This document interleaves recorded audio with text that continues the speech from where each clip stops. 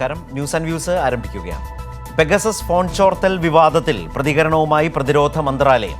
Pegasus ചാര software നിർമ്മാതാക്കളായ Israel company NSOയുമായി ഒരു വിധത്തിലുമുള്ള ഇടപാടുകളും ഇല്ലെന്നാണ് പ്രതിരോധ മന്ത്രാലയം രാജ്യസഭയിൽ വ്യക്തമാക്കിയത്. വി ശിവദാസൻ MP-യുടെ ചോദ്യത്തിന് മറുപടിയായാണ് ഇക്കാര്യം പ്രതിരോധ മന്ത്രാലയം രാജ്യസഭയെ അറിയിച്ചത്.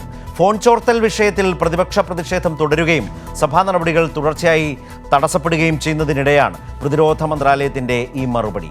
പെഗാസസ് വിഷയത്തിൽ അന്വേഷണം ആവശ്യപ്പെട്ടുള്ള ഹർജികളിൽ സുപ്രീം കോടതിയിൽ നാളെ കേന്ദ്ര സർക്കാർ നിലപാട് അറിയിക്കേണ്ടതാണ്. സ്വാഭാവികമായും യാതൊരു ഇടപാടുമില്ല എന്ന് പറയാൻ തുനിയുന്നതിൻ്റെ ആദ്യപടിയാവാം പ്രതിരോധ മന്ത്രാലയത്തിൻ്റെ ഇന്നത്തെ വിശദീകരണം. അപ്പോഴും കേന്ദ്ര ആഭ്യന്തര മന്ത്രാലയവും അമിത്ഷായും പ്രധാനമന്ത്രി മോദിയും ചോദ്യങ്ങൾക്ക് നേരിട്ട് ഉത്തരം നൽകുന്നില്ല എന്നതും ശ്രദ്ധേയമാണ്. ഈ സാഹചര്യമാണ് ഇന്ന് ചർച്ച ചെയ്യുന്നത്. പ്രധാന വാർത്തകൾ നോക്കാം.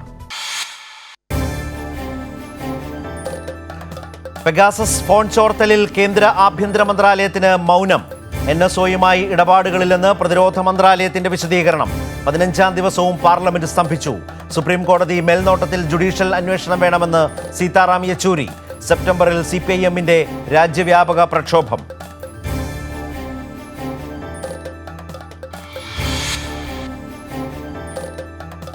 സംസ്ഥാനത്ത് വാക്സിൻ യജ്ഞം മുടക്കി കേന്ദ്രം. പ്രതിസന്ധി രൂക്ഷം. നാളെ വാക്സിനേഷൻ മുടങ്ങും. വാക്സിൻ ഉടൻ അനുവദിക്കണമെന്ന് കേന്ദ്ര സർക്കാരിനോട് ആരോഗ്യമന്ത്രി. സംസ്ഥാനത്ത് ഇന്ന് 13,049 പേർക്ക് കൂടി കോവിഡ്. 13 കടന്ന് ടെസ്റ്റ് പോസിറ്റിവിറ്റി നിരക്ക്.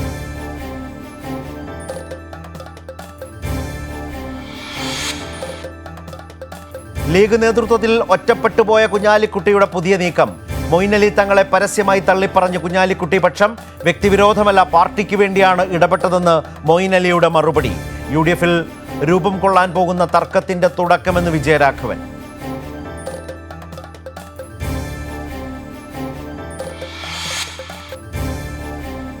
ബത്തേരി കോഴക്കേസിൽ BJP സംഘടനാ ജനറൽ സെക്രട്ടറി M ഗണേഷിനെതിരെയും ജില്ലാ ജനറൽ സെക്രട്ടറി പ്രശാന്ത് മലവയലിനെതിരെയും കേസെടുത്തു. അന്വേഷണ സംഘത്തിന്റെ കയ്യിൽ നിർണായക തെളിവുകൾ. CK ജാനുവിന്റെ വീട്ടിലും പരിശോധന.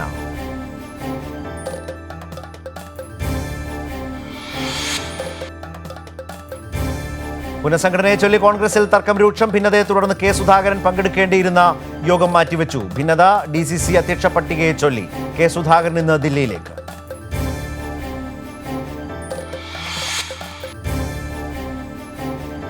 വഞ്ചിയൂർ കോടതിയിൽ മാധ്യമപ്രവർത്തകർക്ക് നേരെ വീണ്ടും അഭിഭാഷകരുടെ കയ്യേറ്റം. അഭിഭാഷകരുടെ അക്രമം കോടതിയിലെത്തിയ ശ്രീറാം വെങ്കിട്ടരാമന്റെയും വഫ ഫിറോസിന്റെയും ദൃശ്യങ്ങൾ പകർത്തുന്നതിനിടെ.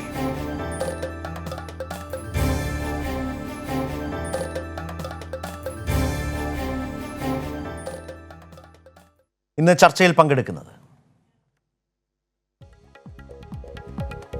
ശ്രീ ബിനോയ് വിശ്വം MP, മഹിളാ മോർച്ച സംസ്ഥാന president advocate Nivedita,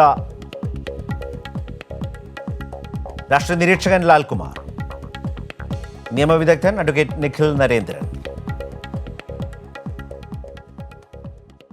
advocate Nivedita, നാളെ സുപ്രീം കോടതിയിൽ വളരെ പ്രധാനപ്പെട്ട ഒരു ദിവസമാണ്. പെഗാസസുമായി ബന്ധപ്പെട്ട്, ചാര സോഫ്റ്റ്വെയറുമായി ബന്ധപ്പെട്ട് നിരവധി ഹർജികളിൽ വീണ്ടും കോടതി ഇത് കേൾക്കാൻ പോകുന്നു. ഇന്നിപ്പോൾ രാജ്യസഭയിൽ പ്രതിരോധ മന്ത്രാലയം ഇതേക്കുറിച്ച് ഒരു ഇടപാടും ഈ NSOയുമായിട്ടില്ല എന്ന് പ്രതിരോധ മന്ത്രാലയം പറഞ്ഞതോടെ കേന്ദ്ര നിലപാട് വ്യക്തമായി കഴിഞ്ഞു എന്നാണോ BJP കരുതുന്നത്? കേന്ദ്രത്തിന്റെ നിലപാട് കേന്ദ്രത്തിനോടുള്ള ചോദ്യത്തിനുള്ള മറുപടി എന്ന നിലയിൽ വ്യക്തമാക്കിയിരിക്കുകയാണ്. NSOയുമായിട്ട് യാതൊരുവിധ ഇടപാടും ഉണ്ടായിട്ടില്ല എന്നുള്ളത് മുൻപും കേന്ദ്ര സർക്കാർ പറഞ്ഞിട്ടുള്ളതാണ്. ഇല്ലാത്ത ഒരു കാര്യം ഉണ്ട് എന്ന് പറയാൻ ഏതായാലും കേന്ദ്ര സർക്കാരിന് ഉത്തരവാദിത്തമില്ല. പിന്നെ ഈ വിഷയത്തിൽ നാളെ കോടതി എന്ത് തീരുമാനിക്കുന്നു എന്നുള്ളത്, കോടതി പ്രൊസീജിയർ നമ്മൾ കഴിഞ്ഞ ദിവസത്തെ കണ്ടപ്പോൾ തന്നെ കോടതി ചില നിർണായകമായ ചോദ്യങ്ങൾ ചോദിച്ചിട്ടുണ്ട്. അതിന്റെ അടിസ്ഥാനത്തിലാണ് കേന്ദ്രത്തിന് കൂടെ നോട്ടീസ് കൊടുത്തിട്ടും അതിന് ഈ വിവരങ്ങളെല്ലാം അവർക്ക് കൈമാറിയിട്ടും അതിനുശേഷം ഈ വിഷയത്തെക്കുറിച്ച് ചർച്ച ചെയ്യാമെന്ന് സുപ്രീം കോടതി പറഞ്ഞിട്ടുള്ളത്. അതിന്റെ അടിസ്ഥാനത്തിലാണ് നാളെ ഈ സുപ്രീം കോടതി ഈ കേസ് വീണ്ടും കേൾക്കാൻ പോകുന്നത്. അതിൽ കൂടുതലായിട്ട് മറ്റെന്തെങ്കിലും ഉണ്ട് എന്ന് ഇപ്പോൾ പറയാൻ സാധിക്കില്ല. കാരണം കേന്ദ്ര സർക്കാർ ഇന്ന് പ്രത്യേകിച്ചുള്ള നിലപാടെടുത്തതല്ല. ചോദ്യത്തിന് ഉത്തരമായിട്ട് മുൻപും കേന്ദ്ര സർക്കാർ ഞങ്ങൾ NSAയുമായിട്ട് യാതൊരുവിധ കോൺട്രാക്റ്റും ഉണ്ടാക്കിയിട്ടില്ല. ഇത്തരത്തിൽ ഞങ്ങളുടെ അറിവോ സമ്മതമോ ഇല്ലാതെ ഒരു കാര്യവും മീൻസ് ഇവിടെ ആരുടെയെങ്കിലും ഫോൺ ചോർത്തലിനായിട്ട് ഒരു അതോറിറ്റേറ്റീവ് ആയിട്ടുള്ള ഒരു ആക്ഷനും കേന്ദ്ര സർക്കാരിന്റെ ഭാഗത്ത് നിന്ന് ഉണ്ടായിട്ടില്ല എന്ന് വ്യക്തമാക്കിയിട്ട് 2-3 പ്രാവശ്യം പറഞ്ഞിട്ടുണ്ട്.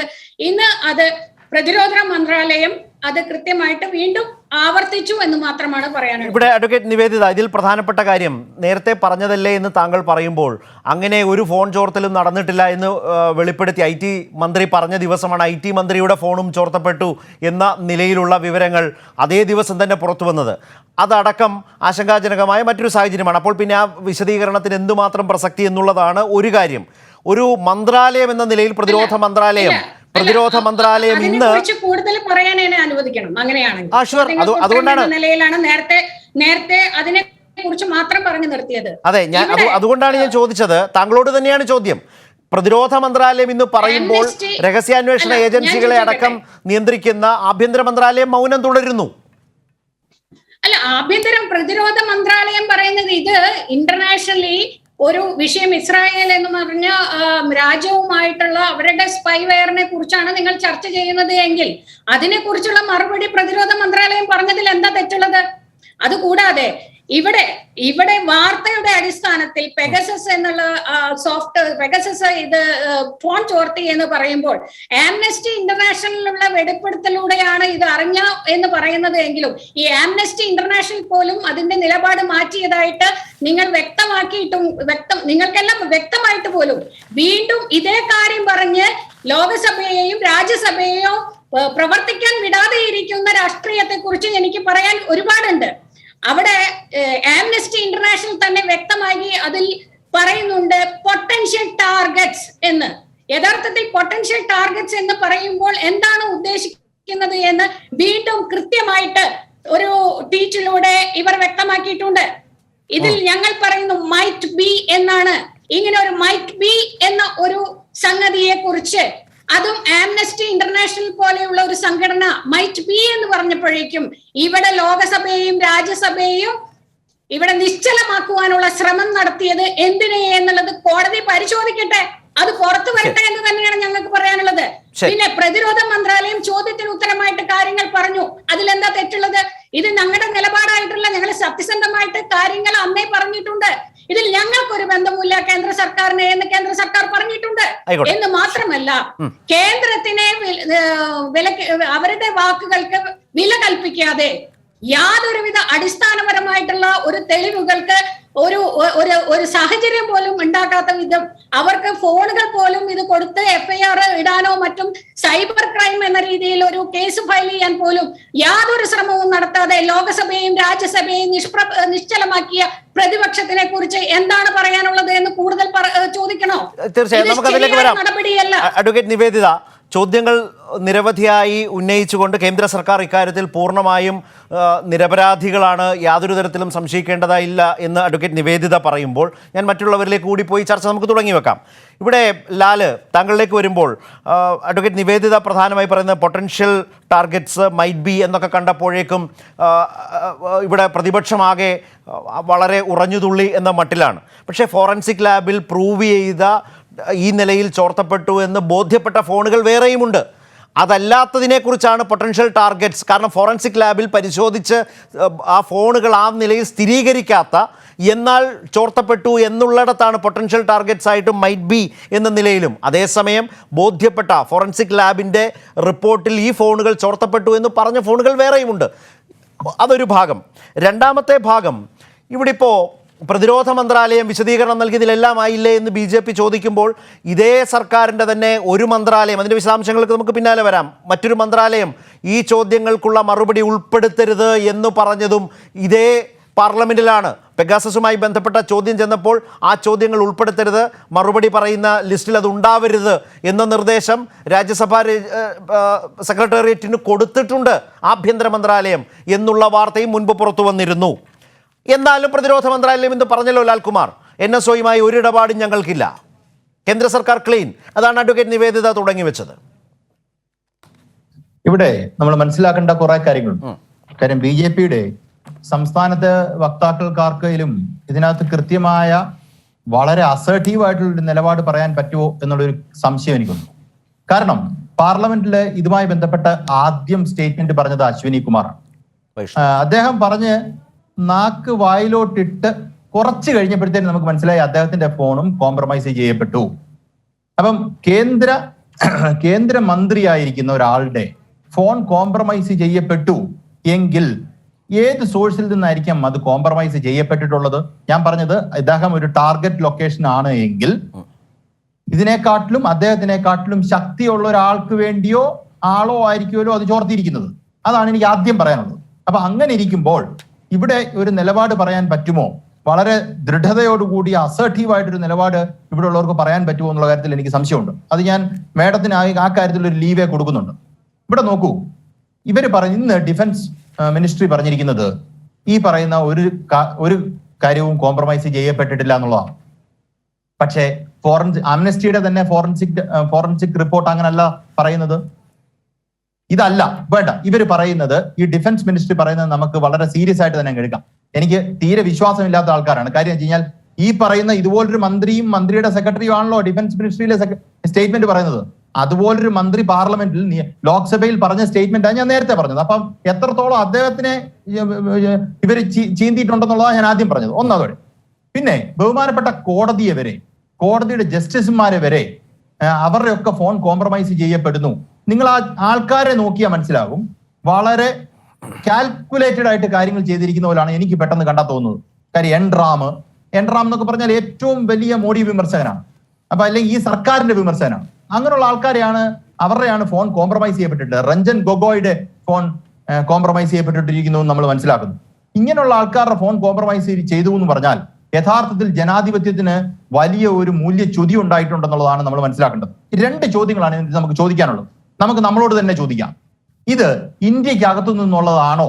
ഈ ഫോൺ ചോർത്ത നടത്തിയിരിക്കുന്നത്, സ്പൈവെയർ മാൽവെയർ ഇറക്കി വിട്ടിരിക്കുന്നത് ഇന്ത്യക്കകത്തു നിന്ന് തന്നെയാണോ എന്നുള്ള ചോദ്യത്തിന്റെ മറുപടി ഇപ്പൊ ഡിഫൻസ് മിനിസ്ട്രി പറഞ്ഞിരിക്കുന്നു അല്ല. ഞാൻ അതങ്ങ് മുഖവിലേക്ക് എടുക്കുകയാണ്. അപ്പൊ അടുത്ത ചോദ്യം, ഇതപ്പൊ പുറത്തു നിന്ന് വേറെ രാജ്യക്കാരും ചെയ്തിരിക്കുന്നതാണോ? കാര്യം ഫോറൻസിക്കിന്റെ റിപ്പോർട്ട് അനുസരിച്ച് അംനസ്റ്റി നമ്മളോട് പറയുന്നത് ഇന്ത്യയെ കുറിച്ച് മാത്രമല്ല. അത് വളരെ മുഖവിലേക്ക് എടുക്കേണ്ട വിഷയമാണ്. അംനസ്റ്റിയുടെയും അല്ലെങ്കിൽ ഗാർഡിയൻ ഉൾപ്പെടെയുള്ള കൺസോർഷ്യത്തിന്റെ സ്റ്റേറ്റ്മെന്റ് ഇന്ത്യയെ കുറിച്ച് മാത്രമല്ല, ലോകരാഷ്ട്രങ്ങൾ പലതും അതിനകത്ത് ബന്ധപ്പെട്ടിട്ടുണ്ട്. അപ്പൊ ഇന്ത്യയോട് മാത്രം അവർക്ക് ശത്രുത ഉണ്ടായിരുന്ന ഒരു കേസാന്ന് പറയുന്നതിനകത്ത് അർത്ഥമില്ല. അങ്ങനാണെങ്കിൽ വെളിയിൽ നിന്നൊരു രാജ്യം വെറ്റഡ് ഗവൺമെന്റ്സിന് മാത്രമേ ഈ പറയുന്ന സോഫ്റ്റ്വെയർ അല്ലെങ്കിൽ മാൽവെയർ ഈ പറയുന്ന പെഗാസിസ് കൊടുത്തിട്ടുള്ളൂ എന്ന് കൃത്യമായി NSO പറഞ്ഞിട്ടുള്ള ഒരു കാര്യമാണ്.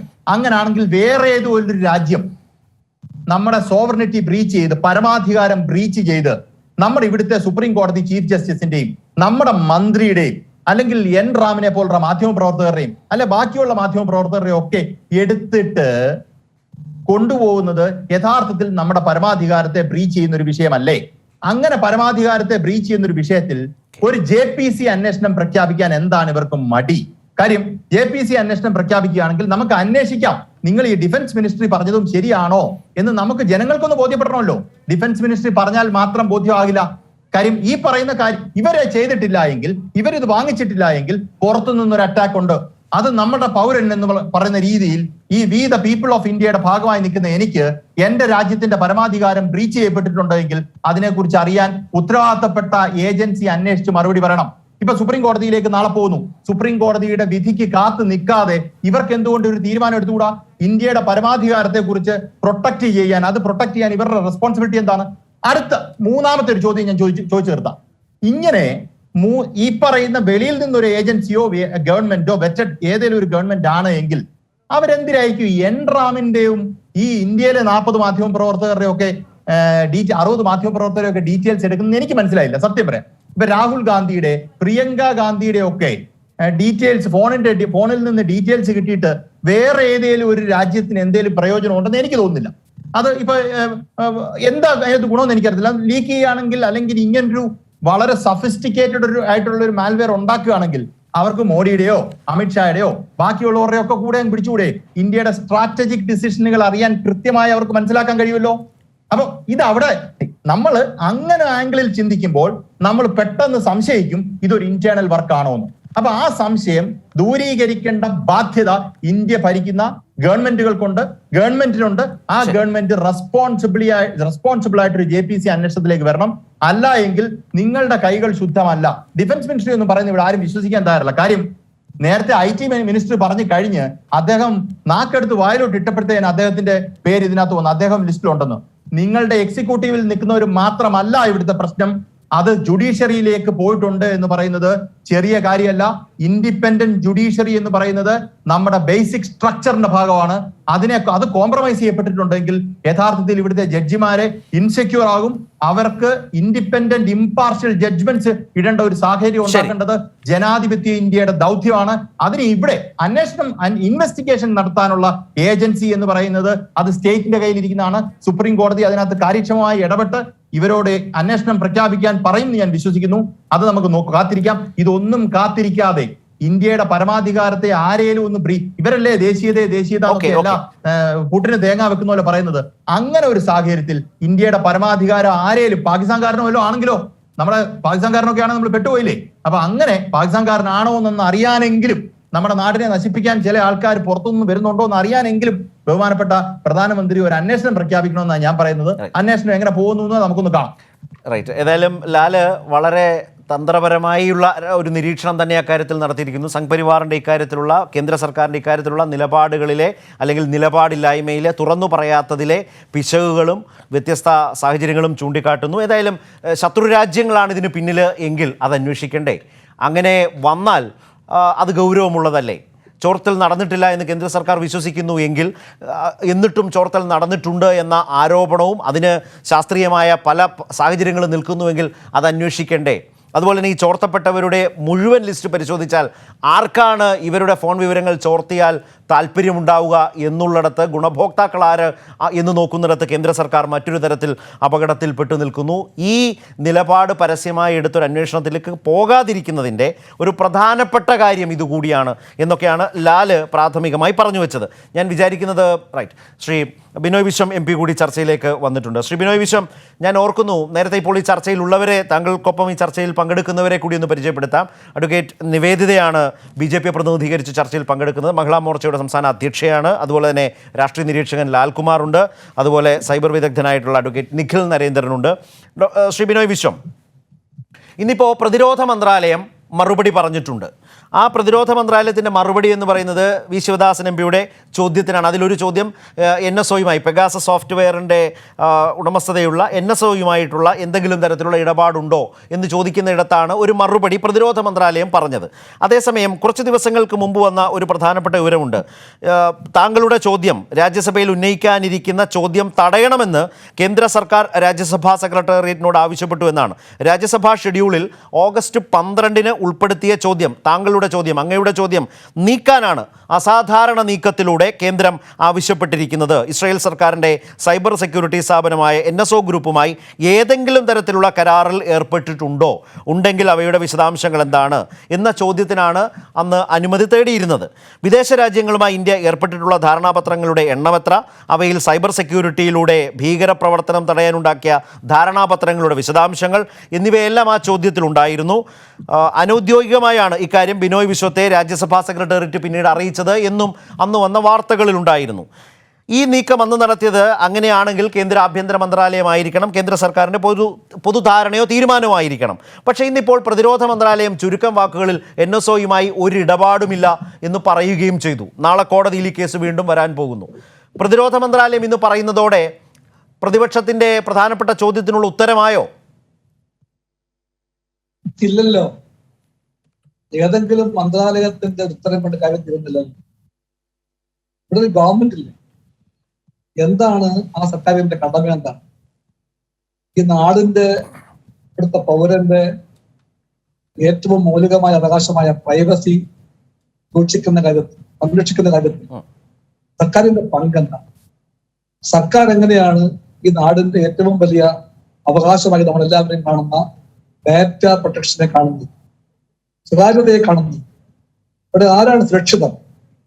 ഈ നിലപാടിനെ എല്ലാം പിന്താങ്ങാൻ വേണ്ടി വന്നിരിക്കുന്ന BJP സുഹൃത്തുക്കൾ പറയട്ടെ, അവർക്കുറപ്പുണ്ടോ അവരുടെ എല്ലാം സ്വകാര്യതയിലേക്ക് ഭരണകൂടത്തിന്റെ കണ്ണുകൾ എത്തുന്നില്ല എന്ന്? അല്ലെങ്കിൽ പെഗസസിന്റെ നിരാളി കൈകൾ അവരെയും തേടി എത്തിയില്ല എന്ന് ആർക്കുറപ്പുണ്ട്? മന്ത്രിമാർക്കുറപ്പുണ്ടോ? ജഡ്ജിമാർക്കുറപ്പുണ്ടോ? സൈനിക മേധാവികൾക്കുറപ്പുണ്ടോ? പത്രപ്രവർത്തകർക്കുറപ്പുണ്ടോ? ഉദ്യോഗസ്ഥർക്കുറപ്പുണ്ടോ? വ്യവസായ രംഗത്തെ പ്രമുഖർക്കുറപ്പുണ്ടോ? ഇവിടെ ആർക്കും ഉറപ്പില്ല.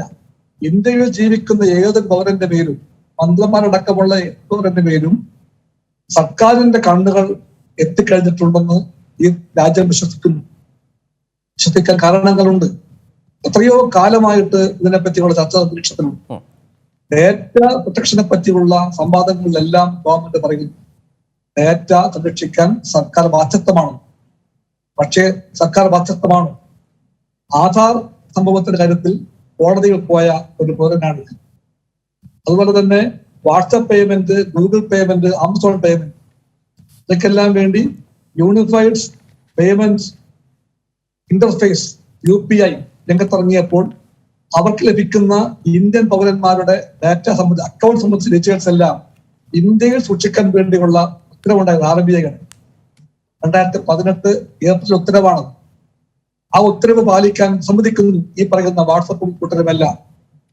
ആമസോണും അതുപോലെ തന്നെയുള്ള എല്ലാ ഈ പറയുന്ന വലിയ ബിഗ് ജയൻസ് എന്ന് വിളിക്കപ്പെടുന്ന വ്യാപാര വാണിജ്യ സ്ഥാപനങ്ങളെല്ലാം അവരുടെ മുമ്പിൽ നിന്നുകൊണ്ട് ഞാനന്ന് ആവശ്യപ്പെട്ടു വേറൊരു കത്തിലൂടെ അത് കൃത്യമായിട്ട് പാലിക്കപ്പെടുന്നു. ഇന്ത്യൻ പൗരന്റെ അക്കൗണ്ട് സംബന്ധമായിട്ടുള്ള എല്ലാ ഡേറ്റകളും ഇന്ത്യയിൽ തന്നെ സൂക്ഷിക്കണമെന്ന് പറയുന്ന RBI റിസർവ് ബാങ്ക് ഓഫ് ഇന്ത്യയുടെ ആ ഉത്തരവ് പാലിക്കാൻ ഈ പറയുന്ന വാട്സപ്പും ആമസോണും എല്ലാം മടിക്കുമ്പോൾ അതിനെ ചോദ്യം ചെയ്തുകൊണ്ട് ഞാൻ കൊടുത്ത ഒരു കേസുണ്ട് സുപ്രീം കോടതി. അത് ഈ വർഷത്തിന്റെ ആരംഭത്തിലായിരുന്നു. സുപ്രീം കോടതിയിൽ അന്നത്തെ ചീഫ് ജസ്റ്റിസ് അദ്ദേഹം പറഞ്ഞു ഗൗരവമുള്ള കാര്യമാണത്, ഉത്തരമാണെന്ന് ആവശ്യപ്പെട്ടു. ഉത്തരങ്ങളൊന്നും ഇതുവരെ കിട്ടിയിട്ടില്ല. ഇപ്പോഴാണ് രാജ്യത്തെല്ലാം കൊടുക്കാക്കിക്കൊണ്ട് ഈ പറയുന്ന പെഗസസിന്റെ വിവരങ്ങൾ വന്നിരിക്കുന്നത്.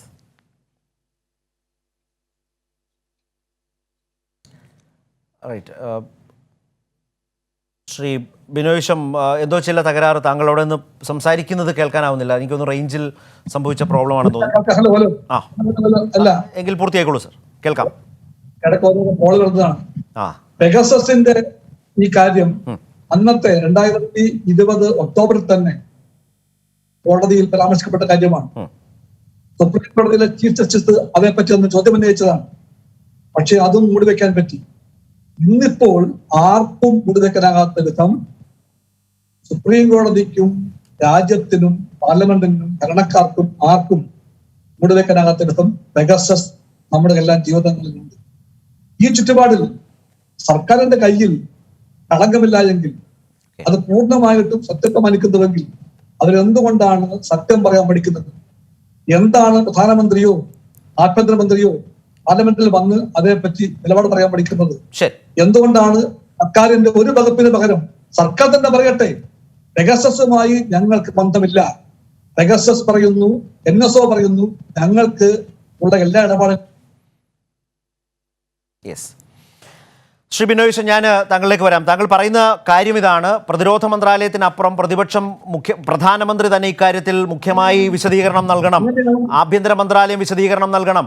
അത് രണ്ടും സംഭവിക്കുന്നില്ല. ആഭ്യന്തര മന്ത്രാലയം മൗനം പാലിക്കുന്നു, പ്രതിരോധ മന്ത്രാലയം ഒരു സ്റ്റേറ്റ്മെന്റ് നടത്തിപ്പോകുന്നു എന്നതിനപ്പുറത്തേക്ക് ഗൗരവമുള്ള പ്രശ്നം ഇക്കാര്യത്തിൽ അവശേഷിക്കുന്നു എന്ന് തന്നെയാണ് താങ്കൾ ആദ്യഘട്ടത്തിൽ ഇപ്പോൾ പറഞ്ഞു വെച്ചത്. അഡ്വക്കേറ്റ് നിഖിൽ, ഞാൻ അഡ്വക്കേറ്റ് നിവേദിതയിലേക്ക് വരാം. താങ്കൾ നേരത്തെ കൈ ഉയർത്തിയത് ഞാൻ കണ്ടു ബിനോയ് വിശ്വം ചില വിമർശനങ്ങൾ ഉന്നയിച്ചപ്പോൾ. അഡ്വക്കേറ്റ് നിഖിൽ, ഒരു പ്രധാനപ്പെട്ട കാര്യം, ഇപ്പോൾ രാജ്യത്തിൻ്റെ ഡാറ്റ പ്രൊട്ടക്ഷൻ, സ്വകാര്യത, അത് വളരെ മൗലികമായി സംരക്ഷിക്കപ്പെടേണ്ടതാണ് എന്ന് പറയുന്ന കോടതി വിധികളുടെ സംരക്ഷണം, അതിൻ്റെ അവകാശം പൗരന് എത്രമാത്രം എന്നത് അത് നിലനിർത്താനാകുന്നു എന്ന നിലയിൽ വലിയ സംശയം ഉയർത്തുന്ന ഒരു പ്രശ്നമായി ഇത് ഒരു ഭാഗത്ത് നിൽക്കുകയാണ്. അതുപോലെ തന്നെ വ്യാപകമായൊരു നിരീക്ഷണത്തിലേക്ക്, മുൻപൊക്കെ സംഭവിച്ചിട്ടുള്ള ഫോൺ ചോർത്തലിനും അപ്പുറത്തേക്ക് വളരെ വ്യവസ്ഥാപിതമായി ഒരു വ്യക്തിയെ വളരെ പൂർണ്ണമായി തന്നെ അവരുടെ എല്ലാ നീക്കങ്ങളെയും വളരെ സൂക്ഷ്മമായി ഇതിൻ്റെ താല്പര്യാർത്ഥം ആർക്കാണോ താല്പര്യം, നേരത്തെ ശ്രീ ബിനോയ് ചോദിച്ചത് ഭരണകൂടത്തിൻ്റെ താല്പര്യം, ഭരണകൂടമാണത് ചെയ്യുന്നത് എന്ന് പറയുന്ന നിലയിൽ അങ്ങനെ സംശയം ബലപ്പെടുന്ന വിധത്തിൽ ഈ പ്രശ്നം നിൽക്കുന്നു. അങ്ങനെ നിരവധിയായ നിയമപ്രശ്നങ്ങളുണ്ട്, ക്രിമിനൽ കുറ്റകൃത്യങ്ങളുടെ പ്രശ്നമുണ്ട്, ഭരണഘടനാ അവകാശങ്ങളുടെ ലംഘനമുണ്ട്. അവിടെ പ്രതിരോധ മന്ത്രാലയം ഇന്ന് പറയുന്ന ഈ മറുപടി താങ്കളെപ്പോലെ ഈ സൈബർ ലോ രംഗത്ത് വിദഗ്ധനായ ഒരാളെ സംബന്ധിച്ച് പൂർണ്ണ തൃപ്തി നൽകുന്നതാണോ അതോ താങ്കളുടെ സംശയം വർദ്ധിപ്പിക്കുന്നതാണോ? ഇതെൻ്റെ സംശയം വർദ്ധിപ്പിക്കുന്നതാണ്. ഒരു പ്രധാന കാര്യം എന്ന് പറഞ്ഞാൽ ഇപ്പോൾ ചെയ്യുന്നത് ഒരു BJP ഗവൺമെൻറ് ചെയ്യുന്ന ഒരു സ്ട്രാറ്റജി ആയിട്ടാണ് എനിക്ക് തോന്നുന്നത്. അതായത് അവർ ചെയ്യുന്നതെന്ന് പറയുന്നത് ഹൈഡിങ് ബിഹൈൻഡ് ദ ടെക്നിക്കാലിറ്റീസ്, അതായത് സാങ്കേതികയുടെ നിഴലിൽ ഒളിച്ചു നിന്ന് ഒളിയുദ്ധം നടത്തുന്ന ഒരു തരം സ്ട്രാറ്റജിയാണ് അവർ അഡോപ്റ്റ് ചെയ്യുന്നത്. അവർ ചെയ്യുന്നതെന്ന് പറയുന്നത് മിനിസ്ട്രി ഓഫ് ഡിഫൻസ് ആണ് ഇന്ന് ഈ സ്റ്റേറ്റ്മെൻറ്റ് ഇറക്കിയത്. മിനിസ്ട്രി ഓഫ് ഡിഫൻസ് പറയുന്നു ഞങ്ങൾ NSO ആയിട്ട് യാതൊരു കോൺട്രാക്റ്റും ഇല്ല.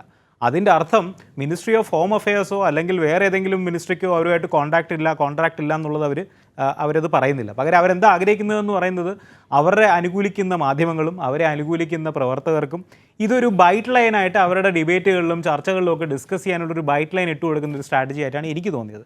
കാര്യം ഇതിൽ ഉത്തരം വരേണ്ടത് മിനിസ്ട്രി ഓഫ് ഡിഫൻസിൻ്റെ എന്നല്ല. Ministry of defence Pegasus software ഉപയോഗിക്കുന്നത് ചിലപ്പോൾ പാകിസ്ഥാനിലോ അല്ലെങ്കിൽ ചൈനയിലോ അതെങ്കിലും വിദേശ രാജ്യത്തുള്ള ആരെങ്കിലുമെങ്കിലും ചാരപ്രവർത്തി നടത്താൻ മിനിസ്ട്രി ഓഫ് ഡിഫൻസ് അത് ഉപയോഗിക്കുന്നുണ്ടാവാം, നമുക്കറിയില്ല. പക്ഷേ നമ്മുടെ ഇവിടുത്തെ ചോദ്യം എന്ന് പറയുന്നത് ഇന്ത്യൻ പൗരന്മാരുടെ മൗലിക അവകാശം. ഡിഫൻസ് പറയുന്നത് അവർ നടത്തിയിട്ടുള്ള ഡീലുമായി ബന്ധപ്പെട്ട. അതെ, ഡിഫൻസ് പറയുന്ന അവർ നടത്തിയിട്ടുള്ള ഡീലുമാണ്. അതായത് ഇപ്പോൾ ഉയർന്നിട്ടുള്ള ഗുരുതരമായ ആരോപണങ്ങൾക്കുള്ളൊരു മറുപടിയേ അല്ല. കാരണം ഈ മറ്റ് ഏജൻസികളെല്ലാം വിവിധ ഡിപ്പാർട്ട്മെന്റുകളുടെ കീഴിൽ വരുന്നതാണ് എന്നുള്ളതാണ്. മിനിസ്ട്രി ഓഫ് ഹോം അഫയേഴ്സിന്റെ അടിയിലാണെന്നാണ് ഈ ജസ്റ്റിഫിക്കേഷൻ വേണ്ടത്. കാര്യം നമ്മുടെ MHAയുടെ അടിയിലാണ് ഒരുവിധ എല്ലാ സർവേലൻസ് പ്രോഗ്രാം. അത് എന്തുകൊണ്ടാണ്? അത് എങ്ങനെ വിശദമാക്കാൻ താങ്കളെ കൊണ്ട് കഴിയും? അത് എങ്ങനെ വിശദമാക്കാന്ന് പറയാന്ന് പറഞ്ഞാൽ ഞാൻ ഒരിക്കൽ മുമ്പ് ചർച്ച ചെയ്തിരുന്നു നമ്മുടെ പലതരമുള്ള സർവേലൻസ് പ്രോഗ്രാംസ്. നാറ്റ്ഗ്രിഡ്, നേത്രയും നാറ്റ്ഗ്രിഡ് എന്ന് പറയുന്ന ഒരു സെപ്പറേറ്റ് ബോഡിയുടെ അടിയിൽ ഇൻസ്റ്റിറ്റ്യൂട്ട് ചെയ്തിരിക്കുന്ന ഒരു ഏജൻസിയാണ് നാഷണൽ ഇന്റലിജൻസ് ഗ്രിഡ് എന്ന് പറയുന്നത്. 18 മുതൽ 22 വരെയുള്ള ഏജൻസികളുടെ വിവരങ്ങളെല്ലാം ഒരുമിച്ച് ശേഖരിച്ച് ബിഗ് ഡേറ്റ അനലിറ്റിക്സ് കൂടെ നമ്മുടെ ഏജൻസികൾക്ക് റിയൽ ടൈം ആളുകളെ ട്രാക്ക് ചെയ്യാനുള്ള ഒരു എബിലിറ്റി ഉള്ളൊരു ഒരു സോഫ്റ്റ്വെയർ ആണ് നാറ്റ്ഗ്രിഡ് എന്ന് പറയുന്നത്. രണ്ടാമത് നേത്ര, അത് DRDOയുടെ കയ്യിലാണ്. മൂന്നാമത് എന്ന് പറയുന്നത് സെൻട്രലൈസ് മോണിറ്ററിംഗ് സിസ്റ്റം. 2 ദിവസം മുമ്പ് പത്രം നോക്കിക്കഴിഞ്ഞാൽ പുതിയ 2 സർവേലൻസ് പ്രോഗ്രാം കൂടെ ഗവൺമെന്റ് പാർലമെന്റ് തന്നെ അനൗൺസ് ചെയ്തിട്ടുണ്ട്. ഇതിന്റെ എല്ലാം കോർഡിനേഷൻ ബോഡി എന്ന് പറയുന്നത് MHA ആണ്. മാത്രമല്ല ഇന്റർസെപ്ഷൻ മോണിറ്ററിംഗ് ഇന്ത്യയിൽ കേന്ദ്ര ആഭ്യന്തര മന്ത്രാലയം ബഹുമാനപ്പെട്ട അമിത്ഷായുടെ അടിയിലുള്ള കേന്ദ്ര ആഭ്യന്തര മന്ത്രാലയത്തിൻ്റെ അടിയിലാണ് ഇതിനുള്ള എല്ലാ പവറും നിൽക്കുന്നതെന്ന് പറയുന്നത്. അപ്പോൾ ഇതിലൊരു 16 ഏജൻസീസും ലിസ്റ്റ് ചെയ്തിട്ടുണ്ട്. ഏജൻസീസ് എന്ന് പറയുന്നത് ഒന്ന് CBI, മറ്റത് റോ, പിന്നെ ഇൻ്റലിജൻസ് ബ്യൂറോ, മിലിറ്ററി ഇൻ്റലിജൻസ്, അങ്ങനെ economic intelligence, economic enforcement directorate, അങ്ങനെയുള്ള ഒരുപാട് സ്ഥാപനങ്ങളെ ലിസ്റ്റ് ചെയ്തിട്ടുണ്ട്. ഇതിൻ്റെ ഭൂരിഭാഗം ഏജൻസികളും MHAയുടെ അടിയിൽ തന്നെയാണ് നിൽക്കുന്നത്. കുറച്ച് ഏജൻസികൾ മിനിസ്ട്രി ഓഫ് ഫിനാൻസിൻ്റെ അടിയിൽ വരുന്നുണ്ട്. ഒരുപക്ഷെ എൻഫോഴ്സ്മെൻറ്റ് ഡയറക്ടറേറ്റ് പോലെ അല്ലെങ്കിൽ വേറെ ഈ പറയുന്ന റവന്യൂ ഇൻ്റലിജൻസ് പോലെ അങ്ങനെ ചില ഏജൻസികൾ ഈ മിനിസ്ട്രി ഓഫ് ഫിനാൻസിൻ്റെ അടിയിൽ നിൽക്കുന്നുണ്ട്. പക്ഷേ ഭൂരിഭാഗം ഏജൻസികൾ നിൽക്കുന്ന MHAയുടെ കയ്യിലാണ്. MHA ആണ് ഇതിൽ നാച്ചുറലായിട്ടും ക്ലാരിഫിക്കേഷൻ ഇഷ്യൂ ചെയ്യേണ്ടത്. പക്ഷേ ഇവിടെ MHAയുടെ ഭാഗത്തുനിന്ന് യാതൊരുവിധ ഉത്തരവും നമുക്ക് കിട്ടിയിട്ടില്ല. അതുകൊണ്ട് തന്നെ ഇപ്പോൾ ഈ പറയുന്നത് പോലെ ചത്തത് കീചകനാണെങ്കിൽ കൊന്നത് ഭീമനാണ് എന്ന് പറയുന്ന പോലെ തന്നെ നാച്ചുറലി ഈ സംശയത്തിൻ്റെ മുന നീളുന്നത് MHAയുടെ അടിയിലോട്ട് തന്നെയാണ്. കാര്യം ഇത്രയധികം ഏജൻസീസ് ഇല്ലേ അവരുടെ കയ്യിൽ. മാത്രമല്ല ഇത് ഇന്നും തുടങ്ങിയല്ലോ. ബഹുമാനപ്പെട്ട ബിനോയ് വിശ്വം സാറ് പറഞ്ഞ പോലെ തന്നെ ഇത് ഒരുപാട് വർഷങ്ങളായിട്ടുള്ളൊരു പ്രശ്നമാണ് പെഗാസസിൻ്റെ. ഒക്ടോബർ 2020 അതിന് മുമ്പും പെഗാസസിനെ പറ്റി ഒരുപാട് ചർച്ചകൾ ലോകമെമ്പാടും നടക്കുന്നുണ്ട്.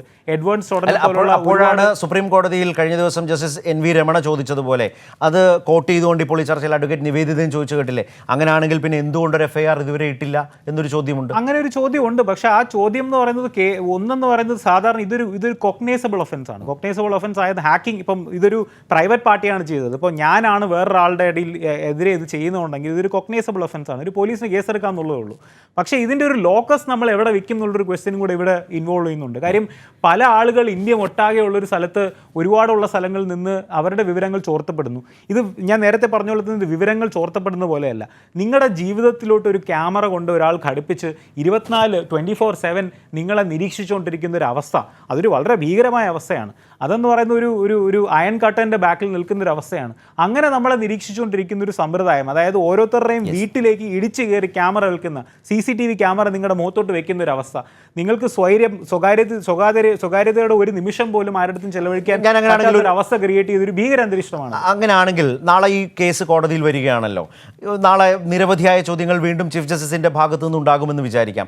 അപ്പോൾ ഇന്ന് പ്രതിരോധ മന്ത്രാലയത്തെ കൊണ്ട് രാജ്യസഭയിൽ നൽകിയ ഈ വിശദീകരണം വെച്ച് ഞങ്ങൾ പാർലമെന്റിൽ തന്നെ NSOയുമായി യാതൊരു ഇടപാടുമില്ല എന്ന് വിശദീകരിച്ചിട്ടുണ്ട് എന്ന് പ്രതിരോധ മന്ത്രാലയം നൽകിയ ഈ ഒരു വിശദീകരണം ഉയർത്തിക്കാട്ടാൻ കേന്ദ്ര സർക്കാരിന് സുപ്രീം കോടതിയിൽ കഴിയുമോ? നാച്ചുറലി അവരതായിരിക്കും ശ്രമിക്കുക നാളെ. എനിക്ക് ഇതുവരെയുള്ള കേന്ദ്ര ഗവൺമെന്റിന്റെ ഇപ്പോൾ ബഹുമാനപ്പെട്ട ബിനോയ് വിശ്വം സാറിന്റെയും ആധാർ മാറ്റർ ഉൾപ്പെടെയുള്ള പല മാറ്ററുകളിലും ഞാൻ ഇൻവോൾവ് ചെയ്തുകൊണ്ട് ഞാൻ പേഴ്സണൽ അഭിപ്രായം കൊണ്ട് പറയുകയാണ്, വളരെ പോസിബിൾ ആണ് ഗവൺമെൻറ് നാളെ അങ്ങനൊരു ഒരു വാദം ഉന്നയിക്കാനാണ് കഴി.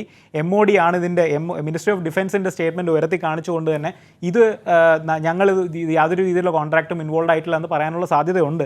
പക്ഷേ ബഹുമാനപ്പെട്ട സുപ്രീം കോടതി അങ്ങനെ ഒരു ടെക്നിക്കൽ ഷാഡോയിൽ നിന്ന് കബളിപ്പിക്കാൻ പറ്റുമെന്ന് എനിക്ക് തോന്നുന്നില്ല.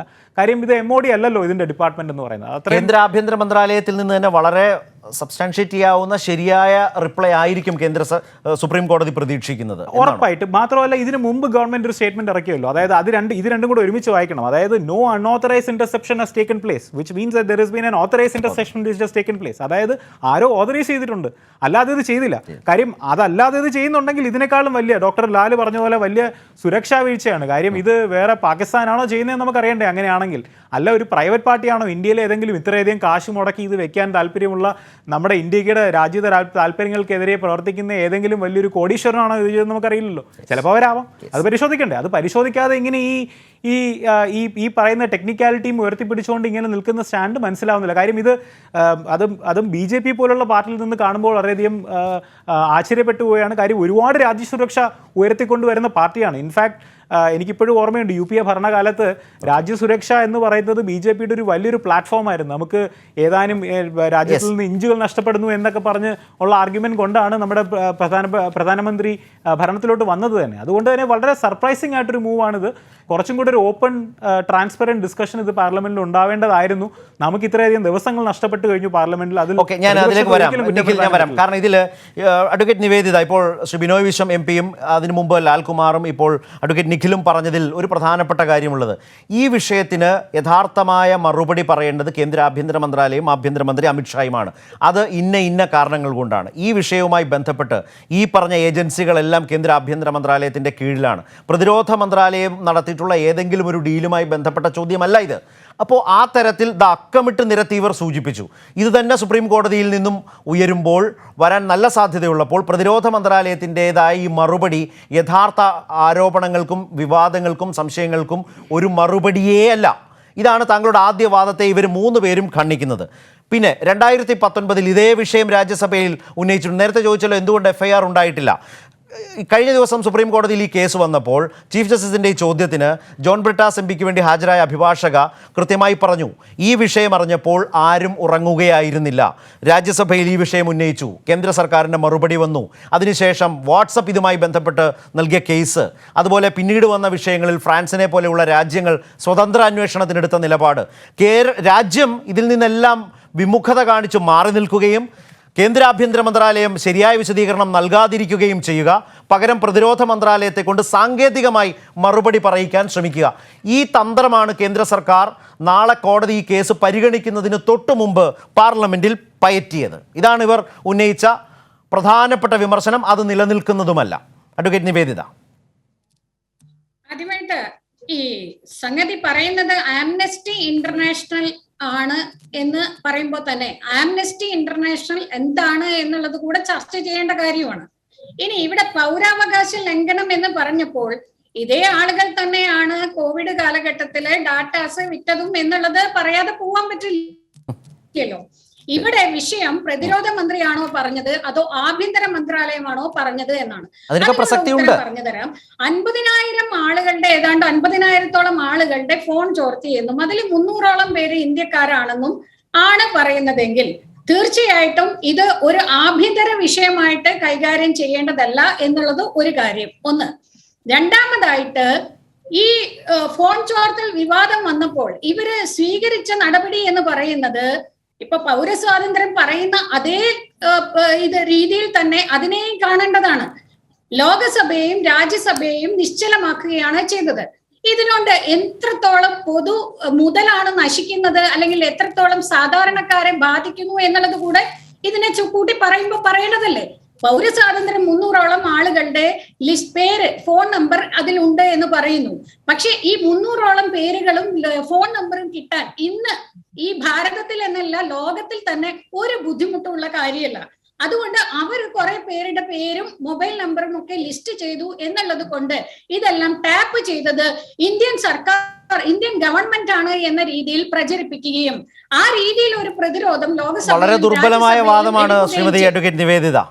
ഓരോ വാചകത്തിലും തർക്കിക്കാനുള്ളതുണ്ടാ പറഞ്ഞതിൽ. പക്ഷേ അത് നമ്മുടെ അല്ല, ആദ്യം എനിക്ക് പറയാനുള്ളത് കേൾക്കൂ. അല്ല, അതുകൊണ്ടാണ് ഞാൻ ആ അവസരം പരമാവധി ഉപയോഗിക്കൂ എന്ന് പറഞ്ഞത്. അല്ല, ഒരു വാക്കിലും ഓരോ വാക്കിനും അതിനെതിരെ പറയാനുള്ളത് നമുക്കുണ്ട്. അതുകൊണ്ട് തന്നെയാണ് പറയുന്നത്. ഇനി ആരാണ് ഇത് പരിശോധിച്ചു എന്ന് പറയുന്നത്? ആംനസ്റ്റി ഇന്റർനാഷണൽ ആണ്. അവരാണോ ഇത് യഥാർത്ഥത്തിൽ പരിശോധിച്ച് റിപ്പോർട്ട് ചെയ്യേണ്ടത്? അവരാണോ ഇത്തരത്തിൽ ഒരു ക്രൈം നടന്നിട്ടുണ്ട് എന്ന് പറയേണ്ടവർ? അവരെയാണോ നിങ്ങൾ വിശ്വാസത്തിൽ എടുക്കേണ്ടത്?